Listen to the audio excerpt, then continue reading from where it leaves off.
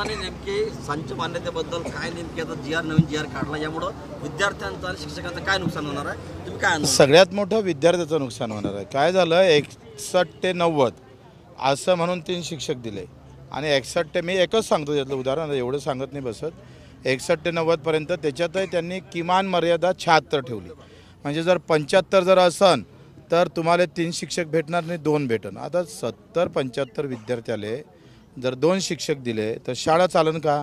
शाळा चालल्या नाही तर गावातल्या पोरीचं शिक्षण सगळं वाटोळं झाल्याशिवाय राहणार नाही। तुम्ही खाजगी शाळेमध्ये 15 विद्यार्थ्यामागे 1 शिक्षक दिला जातो। सरकारला तिजोरीतला भार कमी करायचा आहे।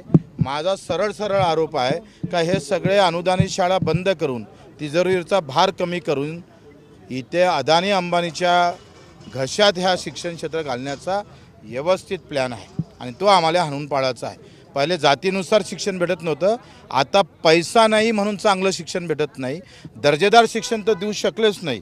पण आपण जर पाहिलं राईट टू एज्युकेशनमध्ये काय म्हटलं आहे, राईट टू एज्युकेशन म्हटलं आहे का 1 ते 14 पर्यंत म्हणजे 6 ते 14 पर्यंत सगळ्यांना शिक्षण हे अनिवार्य आहे आणि तुम्ही सगळ्यांना शिक्षण अनिवार्य म्हणता आणि एक विद्यार्थी नसला तर शिक्षक कमी करताय तर राईट टू एज्युकेशनच्या कायद्याचं उल्लंघन सरकारनं या कायद्याच्या माध्यमातून केलेलं आहे। त्याचा आम्ही विरोध करू आणि हे जर तातडीनं हा शासन निर्णय मागे घेतला नाही, याच्या दुरुस्त्या जर केल्या नाही तर पुढचं आंदोलन थेट शिक्षण मंत्र्याच्या मंत्रालयात झाल्याशिवाय राहणार नाही।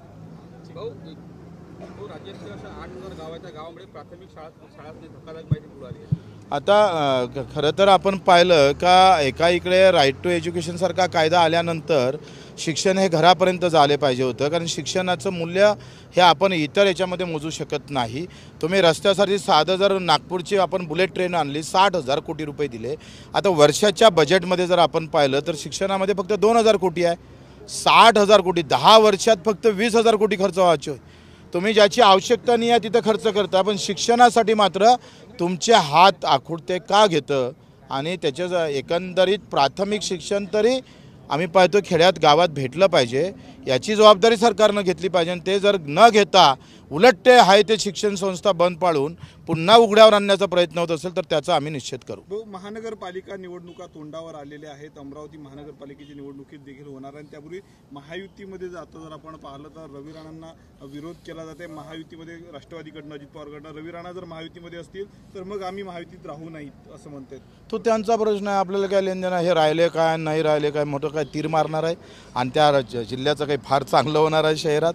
मला एक समजत नाही तुमच्या बातम्या कशा असते, उद्धव साहेब आणि राजसाहेब एकत्र होणार, शरद पवारांना आता अजितदादा एकत्र होणार म्हणजे काय? त्यांचं काय आमचं काय भलं होणार हे तिथं हेडलाईन टाकत जा। काय हे एकत्र झाल्यावरही कोणाचं भलं होणार नाही, त्या दोघा भावांचं होईल नाही तर काका पुतण्याचं भलं होईल, सामान्य जनतेचं भलं काय होणार आहे? मग याच्या न्यूजमध्ये थोडंसं वरच्या लोकांना तुम्ही दुरुस्त करायला सांगा का ह्या न्यूज देताना खाली असं टाकायचं, ते आमचं वाक्य टाका प्रहारचं का जनतेचं यामध्ये भलं काय होणार ते टाका ना त्याच्यात। आता ते राष्ट्रवादी एकत्र लढतोय का भाजप एकत्र लढतोय?